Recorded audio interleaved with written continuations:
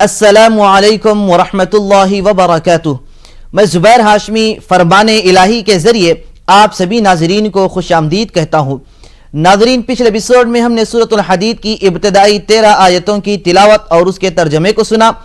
آج ہم اپنے اس پروگرام میں سورۃ الحدید کی آیت نمبر 14 سے 21 تک تلاوت اور اس کا ترجمہ سننے کا شرف حاصل کریں گے۔ کل جن آیتوں کی تلاوت کی گئی ان کے اخیر میں ہم نے منافقین کے بارے میں سنا کہ وہ قیامت کے دن مومنوں سے یہ کہیں گے کہ ذرا ہماری طرف پلٹ کر تو دیکھو، تو اس وقت ان کی ایک نہیں سنی جائے گی اور مومن اور منافقین کے درمیان ایک دیوار حائل ہوگی۔ آج تلاوت کی جانے والی آیتوں کی ابتدا میں مومن اور منافقین کے درمیان جو قیامت کے روز گفتگو ہوگی اس کے بارے میں بیان کیا گیا۔ منافقین مومنین سے یہ کہیں گے کہ کیا ہم تمہارے پاس دنیا میں نہیں آئے تھے؟ تو مومنین کہیں گے کہ ہاں کیوں نہیں، تم ہمارے پاس آئے تھے، لیکن تم اپنے آپ کو فتنے میں ڈال لیے ہیں اور تمہیں اپنی جھوٹی امیدوں پر جو بھروسہ تھا آج وہ تمام چیزیں تم کو دھوکے میں ڈال دیے ہیں، اور منافقین کا جو ٹھکانہ دوزخ ہے اس میں ان کو ڈال دیا جائے گا۔ ناظرین، انسان کو غور کرنا چاہیے کہ انسان کو کس چیز کے لیے پیدا کیا گیا۔ تو انسان کو اس لیے پیدا کیا گیا تاکہ وہ اللہ کی عبادت کرے، صالح اور نیک انسان بن کر زندگی گزارے، لیکن انسان اپنی زندگی کو غفلت میں برت رہا ہے اور اس میں مبتلا ہو چکا ہے۔ انسان اپنی زندگی کے جو دن اور رات گزر رہے ہیں اس کو تو آسانی سے گزارتا چلا جا رہا ہے، اور اس کی عمر جو بڑھ رہی ہے تو ساتھ ہی ساتھ اس کی عمر بھی کم ہو رہی ہے۔ جیسے جیسے اس کی زندگی بڑھتی جائے گی ویسے ویسے موت اس کے قریب آتی جائے گی۔ کیا کبھی ہم نے یہ سوچا کہ اللہ سبحانہ وتعالیٰ کا کبھی ایسا ہم نے حق ادا کیا جیسے اس کا حق ادا کرنے کا ہے؟ اور کبھی کیا ہم نے ایسا ذکر کیا جیسے ذکر کرنے کا حق بتلایا گیا؟ کیا کبھی ہم اپنے دل میں اللہ سبحانہ وتعالیٰ کی محبت اور خوف کو پیدا کیا؟ کیا کبھی ہم اپنے آنکھوں سے اشک کو جاری کیے ہیں یا نہیں؟ ایسے غفلت جو برتنے والے انسان ہیں ان لوگوں کے بارے میں اللہ سبحانہ وتعالیٰ سورۃ الحدید کی آیت نمبر 16 کو نازل فرمایا اور یہ ارشاد فرمایا ہے کہ الم یأن للذین آمنوا ان تخشع قلوبهم لذکر اللہ وما نزل من الحق، جس کا ترجمہ یہ ہے کہ اللہ سبحانہ وتعالی نے یہ ارشاد فرمایا کہ کیا مومنین کے لیے ابھی وہ وقت نہیں آیا کہ اللہ کے ذکر کے لیے اور جو حق ان پر نازل کیا گیا اس کے لیے ان کے دل نرم ہو جائیں۔ تو ابھی اس آیت شریفہ میں اہل کتاب کی ایک مثال بیان کی جا رہی ہے کہ اہل مومن کو یہ بتلایا جا رہا ہے کہ وہ اہل کتاب کی طرح نہ ہو جائے، کیونکہ ہم نے ان پر کتاب کو نازل کیا، جب ایک طویل زمانہ گزر گیا تو ان کے دل سخت ہو گئے۔ تو ناظرین، اسی لیے ہم کو یہ چاہیے کہ اللہ سبحانہ وتعالی نے ہمیں جو زندگی عطا فرمائی ہے، اب جو مصروف اوقات ہمیں مل رہے ہیں اس میں سے کچھ وقت اللہ سبحانہ وتعالی کی تسبیح و تقدیس بیان کرنے کے لیے نکالے، کیونکہ اگر ہم اللہ کا ذکر کثرت سے کرتے جائیں گے تو اس کے ذریعے ہماری زندگی بھی آسانی سے گزرے گی۔ یہ جو دنیاوی زندگی ہے یہ تو آسانی سے گزر ہی جائے گی، لیکن اخروی زندگی بھی ہماری بہتر سے بہتر ہو جائے گی، اور اس کے ذریعے ہماری روح اور ہمارا قلب بھی سکون و اطمینان والا ہو جائے گا۔ تو اس لیے ہم سب کو چاہیے کہ اللہ سبحانہ وتعالی کا ذکر کثرت سے کریں، اور حضور نبی کریم صلی اللہ علیہ وسلم نے جس راستے پر چلنے کے لیے ہم کو بتائے ہیں اس راستے پر چلنے کی کوشش کرتے رہیں۔ تو ناظرین، اس کے متعلق اور معلومات حاصل کرنے کے لیے سنتے ہیں سورۃ الحدید کی تلاوت اور اس کا ترجمہ۔ ترجمہ کلام پاک۔ اعوذ باللہ من الشیطان الرجیم،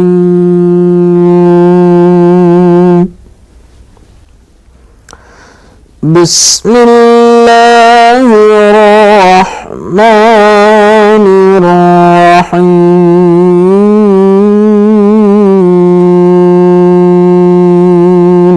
شروع کرتا ہوں اللہ کے نام سے جو بڑا مہربان نہایت رحم والا ہے۔ ينادونهم ألم نكن معكم قالوا بلى ولكنكم فتنتم أنفسكم وتربصتم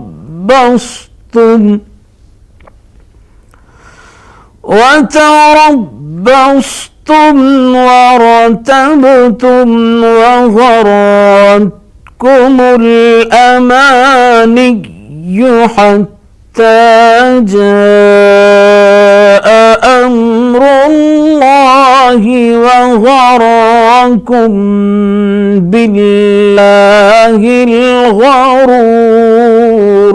تو منافق لوگ مومنوں سے کہیں گے کہ कि क्या हम दुनिया में तुम्हारे साथ न थे?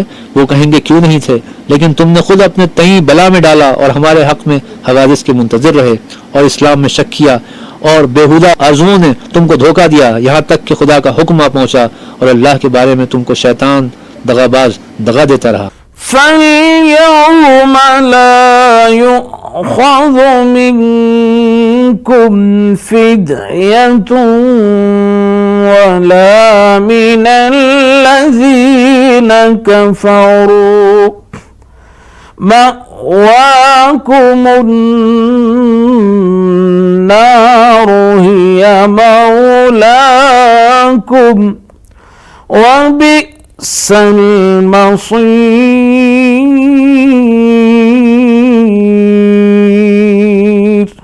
तो आज तुमसे मुआवजा नहीं लिया जाएगा और ना वो काफिरों ही से कबूल किया जाएगा। तुम सबका ठिकाना दोज़ख है कि वही तुम्हारे लायक है और वो बुरी जगह है। أَلَمْ يَأْنِ لِلَّذِينَ آمَنُوا أَن تَخْشَعَ قُلُوبُهُمْ لِذِكْرِ اللَّهِ وَمَا نَزَلَ مِنَ الْحَقِّ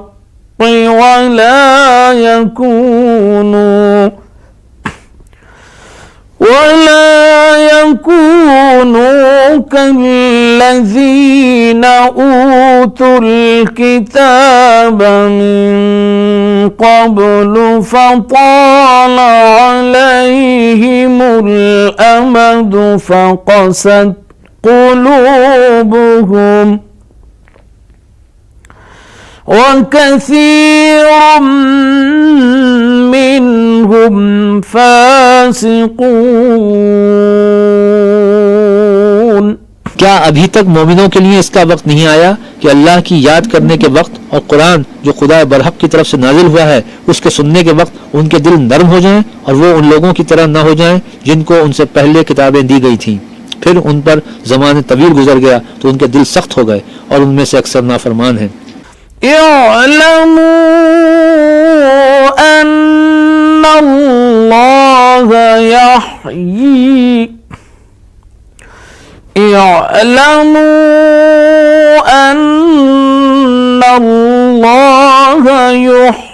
الأرض بعد موتها قد بينا لكم الآيات لعلكم تعقلون। जान रखो कि अल्लाह ही जमीन को उसके मरने के बाद जिंदा करता है। हमने अपनी निशानियां तुमसे खोल खोल कर बयान कर दी हैं ताकि तुम समझो। الصديقين والمصدقات وأقرضوا الله قرضا حسنا يضاعف لهم ولهم أجر كريم। إن المصدقين والمصدقات وأقرضوا الله قرضا حسنا يضاعف لهم ولهم أجر كريم। जो लोग खैरात करने वाले हैं, मर्द भी और औरतें भी, और अल्लाह को नियत नेक और खुलूस से कर्ज देते हैं, उनको दो चंद अदा किया जाएगा और उनके लिए इज्जत का सिला है। नाज़रीन, फरमाने इलाही में तिलावत और तर्जमे का तसलसल जारी रहेगा। हम आपसे मिलेंगे एक छोटे से वक्फे के बाद। वक्फे के बाद आप सभी का खैर मक़दम है। नाज़रीन महतरम, कुरान करीम ने मखलूक की खिदमत करने के मुख्तलिफ अंदाज बयान किए गए हैं। ख़ास तौर पर जो लोग हाजतमंद होते हैं उनकी हाजत को पूरा करना और उनकी ज़रूरतों की तकमील करना, ये ऐसे इंसान के लिए खुशखबरी और बशारत दी गई है। जैसा कि सूरतुल हदीद की एक आयत में है, अल्लाह सुब्हानहु व तआला ये इरशाद फरमाता है कि इन्नल मुसद्दिकीन वल मुसद्दिकात व अक़रदुल्लाह क़र्ज़न हसना युदाअफ़ु लहुम व लहुम अजरुन करीम, यानी बेशक सदका देने वाले मर्द और सदका देने वाली औरतें और जो अल्लाह सुब्हानहू व तआला को कर्ज़ हसना दें तो ऐसे लोगों के माल में दोगुना यानी इजाफा किया जाता है और उनके लिए फैयादाना अज्र भी अता किया जाता है। तो नाज़रीन, इसके मुतालिक और मालूमात हासिल करने के लिए सुनते हैं तिलावत और उसका तर्जमा। वल्लज़ीना आमनू बिल्लाहि व रसूलिही उलाइका हुमुस सिद्दीक़ून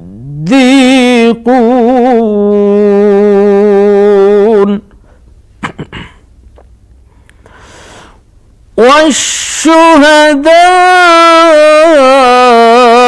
इंद रब्बिहिम लहुम अजरुहुम व नूरुहुम वल्लज़ीन कफ़रू वकज़्ज़बू बिआयातिना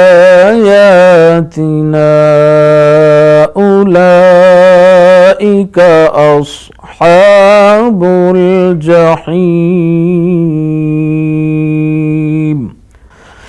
वल्लज़ीन आमनू बिल्लाहि व रसूलिही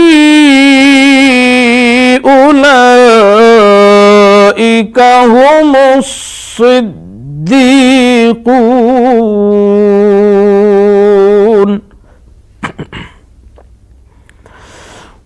वश्शुहदाउ इंद रब्बिहिम लहुम अजरुहुम व नूरुहुम वल्लज़ीन कफ़रू वकज़्ज़बू बिआयातिना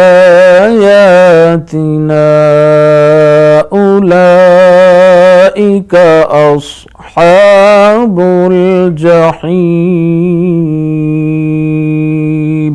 जो लोग अल्लाह और उसके पैगंबरों पर ईमान लाए हैं यही अपने परवरदिगार के नज़दीक सिद्दीक और शहीद हैं। उनके लिए उनके अमाल का सिला होगा उनके ईमान की रोशनी। और जिन लोगों ने कुफ्र किया और हमारी आयतों को झुटलाया वही अहले दोज़ख हैं।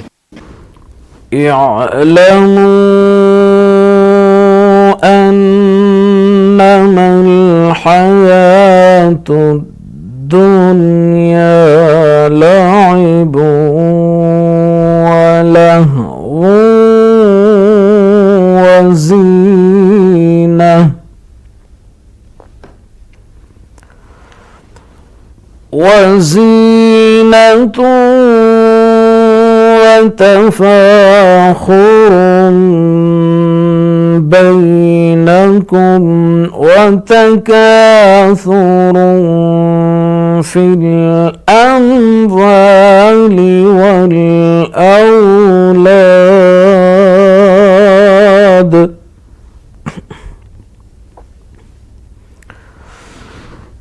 كمثل غيث أعجب الكفار نباته ثم يهيج فتراه مصفرا ثم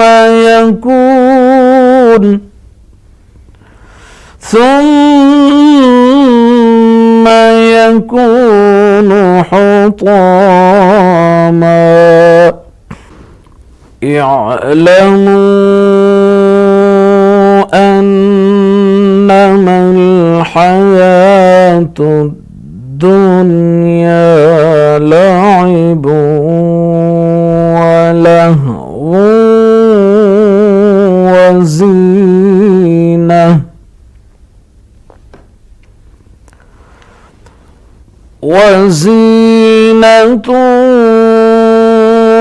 وتفاخر بينكم وتكاثر في الأموال والأولاد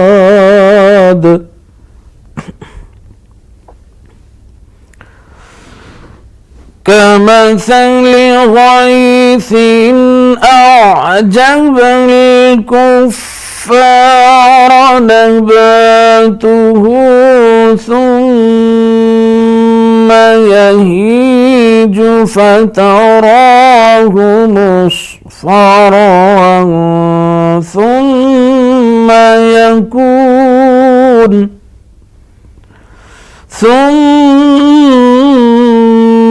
يكون حطاما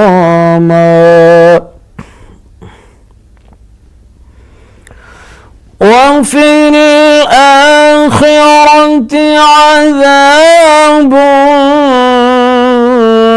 شديد ومغفرة من الله ورضوان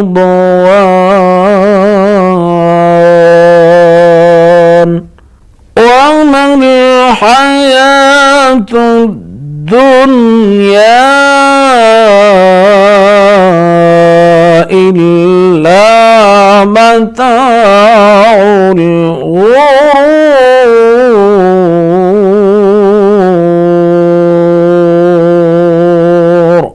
جان رکھو کہ دنیا کی زندگی محض کھیل اور تماشا اور زینت و آرائش اور تمہارے آپس میں فخر و ستائش اور مال و اولاد کی ایک دوسرے سے زیادہ طلب و خواہش ہے. اس کی مثال ایسی ہے جیسے بارش کہ اس سے کھیتی آ گئی اور کسانوں کو کھیتی بڑی لگتی ہے، پھر وہ خوب زور پر آتی ہے، پھر اسے دیکھنے والا تو اس کو دیکھتا ہے کہ پک کر زرد پڑ جاتی ہے، پھر چورا چورا ہو جاتی ہے. اور آخرت میں کافروں کے لیے عذاب شدید اور مومنوں کے لیے خدا کی طرف سے بخشش اور خوشنودی ہے. اور دنیا کی زندگی تو متاع فریب ہے. ناظرین، فرمان الہی میں تلاوت اور ترجمے کا تسلسل جاری رہے گا. ہم آپ سے ملیں گے ایک چھوٹے سے وقفے کے بعد. وقفے کے بعد دوبارہ آپ سبھی کا خیر مقدم ہے. ناظرین محترم، سورۃ الحدید کی آیت نمبر 20 میں اللہ سبحانہ و تعالی اس دنیاوی زندگی کے تعلق سے ارشاد فرماتا ہے کہ اے لوگو سن لو، اب یہ دنیاوی زندگی جو ہے وہ صرف اور صرف کھیل اور تماشا ہے. اگر انسان اس دنیاوی زندگی میں مصروف ہو جائے گا، اپنے آپ کو منہمک کر لے گا، تو وہ اللہ سبحانہ و تعالیٰ کی رضا اور خوشنودی سے محروم ہو جائے گا. اگر کوئی بندہ اس دنیاوی زندگی جو صرف کھیل اور تماشا ہے اس سے دور ہوتے ہوئے اللہ کی رضا حاصل کرنے کی کوشش کرے گا تو اللہ سبحانہ و تعالیٰ کی رضا، خوشنودی اور بخشش اسے مل جائے گی. اس دنیاوی زندگی کے تعلق سے یہ بیان کیا گیا کہ یہاں پر دنیا میں جو ساز و سامان ہے یہ صرف اور صرف دھوکہ دینے والی چیزیں ہیں. اسی طریقے سے آیت نمبر 21 میں یہ بیان کیا جا رہا ہے جو آج تلاوت کی جانے والی آخری آیت ہے کہ اے لوگو تم اپنے رب کی مغفرت اور ایسی جنت کی طرف دوڑو جس کی چوڑائی زمین و آسمان بلکہ اس سے بھی کہیں زیادہ ہے. تو اب یہ جنت کس کے لیے بنائی گئی ہے، کس کے لیے تیار کی گئی ہے؟ تو یہ انہی لوگوں کے لیے تیار کی گئی ہے جو ایمان والے ہیں اور اللہ اور اس کے رسول پاک صلی اللہ علیہ وسلم کے بتائے ہوئے طریقے سے اپنی زندگی کو گزارنے والے ہیں. تو ناظرین محترم، یہ اللہ سبحانہ و تعالیٰ کا فضل ہی ہے. اب یہ فضل اللہ سبحانہ و تعالیٰ جسے چاہے عنایت فرماتا ہے، کیونکہ اللہ سبحانہ و تعالیٰ تو بڑے فضل کا مالک ہے. تو اس لیے ہم سب کو یہ چاہیے کہ اللہ کے فضل کے مستحق بنے اور اللہ کی رضا و خوشنودی حاصل کرنے والوں کی فہرست میں ہم سب شامل ہو جائیں. تو ناظرین، اس کے متعلق اور معلومات حاصل کرنے کے لیے شامل ہو جاتے ہیں آج کی باقی آیتوں کی تلاوت اور اس کے ترجمے کے ساتھ. سابقوا إلى مغفرة من ربكم وجنة عرضها كعرض السماء والأرض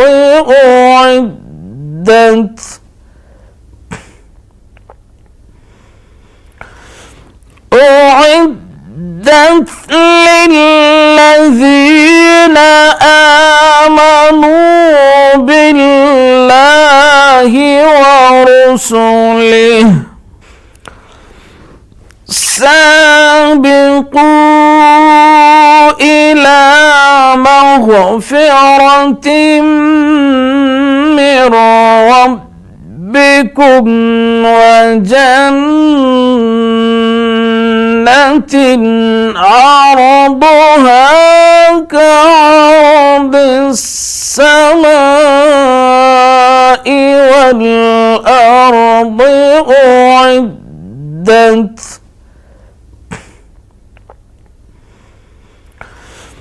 أعدت للذين آمنوا بالله ورسله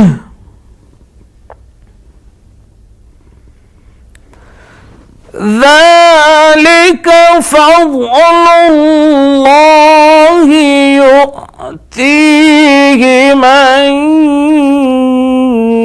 يشاء والله ذو الفضل العظيم